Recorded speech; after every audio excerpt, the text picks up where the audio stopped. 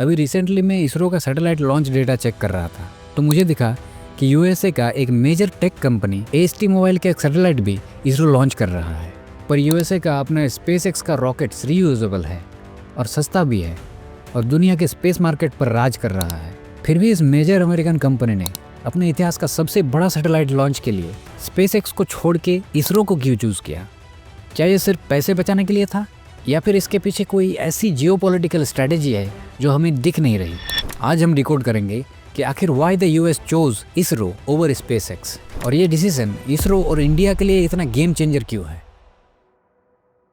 सबसे पहले तो वो प्रॉब्लम को समझना पड़ेगा जिसके लिए इंडिया सॉल्यूशन बना। ये कोई नॉर्मल सैटेलाइट नहीं थी, इसका नाम था Bluebird block 2 developed by AST mobile. इसका साइज सुन के तो आप हैरान हो जाइएगा। ये जब स्पेस में जाके खुलती है तो इसका साइज लगभग 2400 स्क्वायर फीट हो जाता है। इमेजिन करिए एक टेनिस कोर्ट जो स्पेस में अर्थ को ऑर्बिट कर रहा है। एएसटी मोबाइल के ये सैटेलाइट खुलने के बाद एक टेनिस कोर्ट जितना ही बड़ा हो जाता है जो स्पेस में अर्थ को ऑर्बिट करेगा। इसका वजन लगभग 6100 किलोग्राम है, जो इंडियन सॉइल से लॉन्च होने वाले अब तक की सबसे हैवी कमर्शियल सैटेलाइट है। ये कोई ऑर्डिनरी टीवी सिग्नल भेजने वाला सैटेलाइट नहीं है, बल्कि ये स्पेस में लगा हुआ एक सेल टावर है जिसका काम है सीधे आपके फोन्स पर 5G सिग्नल्स को भेजना बिना किसी डिश या हैवी इक्विपमेंट के। अब सवाल ये है कि इतना भारी और बड़ा सैटेलाइट को स्पेस में कौन ले जाएगा? अमेरिकन स्पेसएक्स के पास फैल्कन 9 है जो 17,000 kg तक का पेलोड को स्पेस में पहुंचा सकता है, जबकि एएसटी मोबाइल का ब्लूबर्ड 6 सैटेलाइट का वजन सिर्फ 6100 किलोग्राम था। तो टेक्निकल कैपेसिटी का इशू नहीं था, इशू कुछ और था और यही इंडिया की एंट्री होती है। एएसटी स्पेस मोबाइल को एक ऐसी रॉकेट की जरूरत थी जो सिर्फ हैवी लिफ्ट ना करे बल्कि ज़्यादा से ज़्यादा वॉल्यूम को हैंडल कर सके।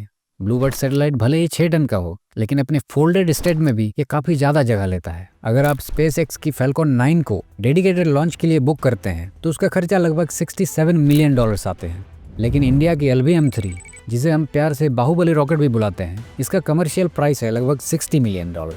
यहाँ एक इंटरेस्टिंग मैथ्स है जो बहुत लोग मिस कर देते हैं। फैल्कन 9 और LVM-3 का डेडिकेटेड लॉन्च का कॉस्ट ऑलमोस्ट सेम आता है, लेकिन फैल्कन 9 का पेलोड कैपेसिटी काफ़ी ज़्यादा है। पेपर्स पर स्पेसएक्स सस्ता लगता है, ऑलमोस्ट $3000 पर किलो। हमारा बाहुबली रॉकेट को स्पेस में पहुंचाने के लिए लगभग $9800 पर किलो के हिसाब से लागत लगता है। लेकिन यहाँ गेम वजन का नहीं बल्कि जगह यानी वॉल्यूम का था। ये सैटेलाइट इतना बड़ा था कि इसने रॉकेट की पूरी फेयरिंग यानी जो नोज ऊपर वाला हिस्सा होता है उसे पूरी तरीके से भर दिया था। यहाँ हिसाब सिंपल है, अगर आपके सामान ने रॉकेट का पूरा जगह को कैप्चर कर लिया तो आपको पर केजी प्राइस नहीं बल्कि फुल रॉकेट का प्राइस पे करना पड़ता है। और जब बात रॉकेट को पूरी तरीके से बुक करने की आई तो इंडिया की LVM-3 स्पेसएक्स का फैल्कन 9 से काफ़ी सस्ता पड़ता है, ऑलमोस्ट $7 मिलियन। तो एएसटी मोबाइल के इस चॉइस का पहला reason economics of dedicated launch था, जहाँ इंडिया ने एक बेटर डील ऑफर की। लेकिन वेट, बात अगर सिर्फ पैसों की होती तो यूएस कंपनी इतना बड़ा रिस्क नहीं लेती। सोचो आपको दिल्ली से मुंबई जाना है और इंडिगो की सारी फ्लाइट्स फुल है क्योंकि वो अपने स्टाफ को ले जा रहे हैं। आप क्या करोगे?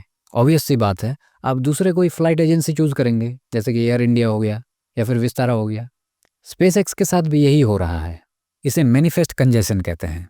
स्पेसएक्स ज़्यादातर रॉकेट लॉन्चेस में अपने खुद के स्टारलिंक सैटेलाइट्स को स्पेस में भेज रहा है और यूएस मिलिट्री की कुछ सीक्रेट मिशंस भी वो कर रहा है।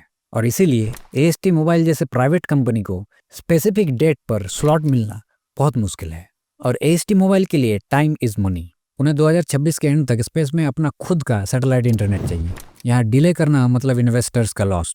इसरो ने उन्हें वो दिया जो उस वक्त स्पेसएक्स आसानी से नहीं दे पा रहा था, एक गारंटीड डेडिकेटेड लॉन्च। यही है दूसरा बड़ा reason, availability. India was ready when SpaceX was busy.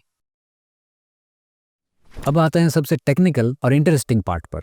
ये रीजन तो सुन के आपको इसरो के साइंटिस्ट पर गर्व होगा। एएसटी मोबाइल की ये पर्टिकुलर सैटेलाइट को जिस ऑर्बिट में भेजना था वो थी 53 डिग्री इंक्लाइनेशन।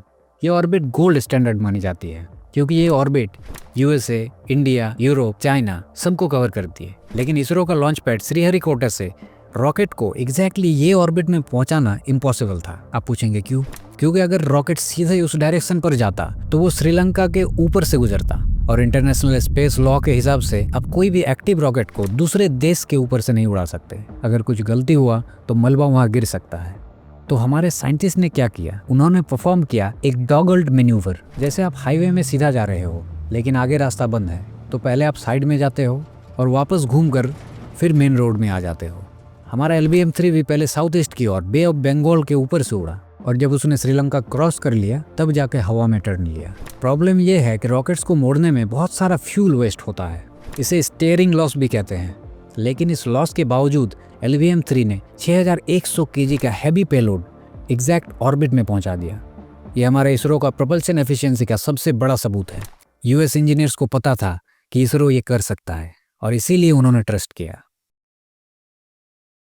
अब इस केस को थोड़ा ब्रॉडर पर्सपेक्टिव से समझते हैं और इसका बिजनेस पर्सपेक्टिव समझते हैं। अगर कल को SpaceX की कोई रॉकेट में कोई टेक्निकल फॉल्ट आ गया और उसका सारा रॉकेट्स ग्राउंडेड हो गया तो क्या होगा? AST मोबाइल जैसा कंपनी जिसका पूरा फ्यूचर सैटेलाइट लॉन्चेस पर टिका है वो बर्बाद हो जाएगा। इसे बिजनेस में कहता है सिंगल पॉइंट ऑफ फेलियर। इसलिए US कंपनी समझ रहे हैं कि उनके लॉन्चेस के लिए सिर्फ SpaceX पर डिपेंड करना सही नहीं है, उन्हें एक सेकंड ऑप्शन चाहिए, एक ऐसा बैकअप जो रिलायबल हो, चीप हो और ट्रस्टेड भी हो। और सबसे बड़ी बात, दुनिया में SpaceX को छोड़ के और रिलायबल कौन है? रशिया सैंक्शंस की वजह से बैन है, चाइना US लॉज अलाउ नहीं करती, यूरोप का एरियन 6 अभी फुल्ली रेडी नहीं है और स्लो भी है। तो सोचिए, और बचा कौन? Only India. इंडिया एक फ्रेंडली शोर है, वाशिंगटन और न्यू दिल्ली के रिलेशंस स्ट्रांग हैं और US गवर्नमेंट भी कंफर्टेबल है अपनी हाईटेक सैटेलाइट्स को इंडिया भेजने में। तो ये था तीसरा और सबसे strategic reason, supply chain resilience and geopolitics. तो ये लॉन्च सिर्फ एक ट्रांजैक्शन नहीं था, ये एक स्टेटमेंट था। इसरो का कमर्शियल आर्म NSIL ने इस साल 3024 करोड़ का रेवेन्यू जनरेट किया है। ये स्ट्रेट 43% का ग्रोथ है। ये पैसा कहाँ जाएगा?